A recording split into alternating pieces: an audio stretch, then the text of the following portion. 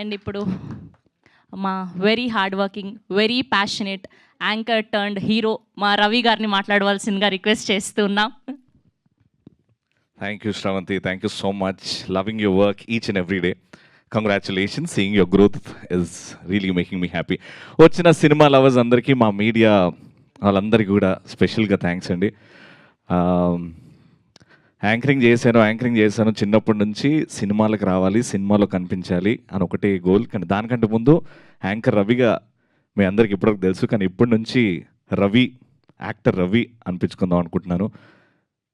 నా కులం సినిమా, నా కులదేవుడు సీనియర్ ఎన్టీఆర్ గారు అండ్ మా కుల పెద్ద మా మెగాస్టార్ చిరంజీవి గారు. అదొకటే నమ్ముకొని ముందుకెళ్తున్నాం. సినిమా తప్ప, ఇండస్ట్రీ తప్ప, కెమెరా తప్ప, మైక్ తప్ప, యాక్టింగ్ తప్ప ఏమీ తెలియదు.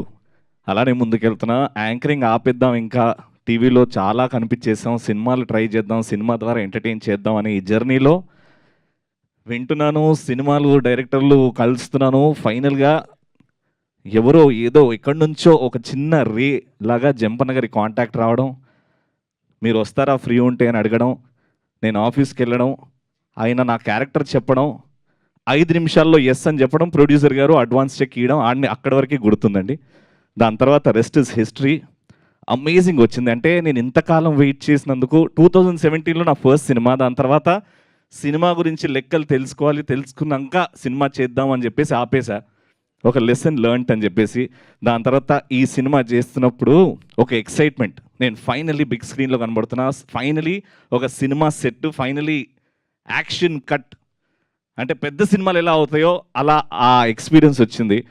మా డైరెక్టర్ చెప్పినట్టు ఆ కాస్ట్ గురించి మాట్లాడేటప్పుడు, ఈ సినిమా గురించి మాట్లాడేటప్పుడు కొంచెం బేస్ వాయిస్లో మాట్లాడు, అందరికీ భయం అయిపోయింది ఈ సినిమా అంత సీరియస్గా ఉంటుందేమో అని. బట్ చాలా కమర్షియల్ వేలో సొసైటీలో ఏదైతే చిన్న విషయం ఉందో ఆ కాస్ట్ వల్ల మనం అందరం కొంచెం ఎక్కడో ఆలోచిస్తాం, ఆ పాయింట్ తీసుకున్నామండి. కానీ కమర్షియల్గా కంప్లీట్ ఎంటర్టైన్మెంట్ సినిమా. అండ్ గగన్ భయ్యాతోని చేయడం నిజంగా చాలా హార్ట్ఫుల్గా ఉంది భయ్య. అంటే మీతో స్క్రీన్ షేర్ చేయడం చాలా నేర్చుకున్నాను. Thank you so much. Varun అన్న అండ్ సత్యం రాజేష్ అన్న గురించి చెప్పాల్సిన అవసరం లేదు, దెర్ ఆల్రెడీ ప్రూవ్డ్. మా జంపన్న ఏకే జంపన్న కాదు, AK-47 అని పిలుస్తాను నేను. అస్సలు ఆ కలంలో ఉన్న బలం, ఆయన థాట్స్కి హ్యాట్స్ ఆఫ్ జంపన్న. అండ్ ఫ్యూచర్లో one of the best directors అవుతారండి. And one of the most important and most liked person is మా ప్రొడ్యూసర్ గారు.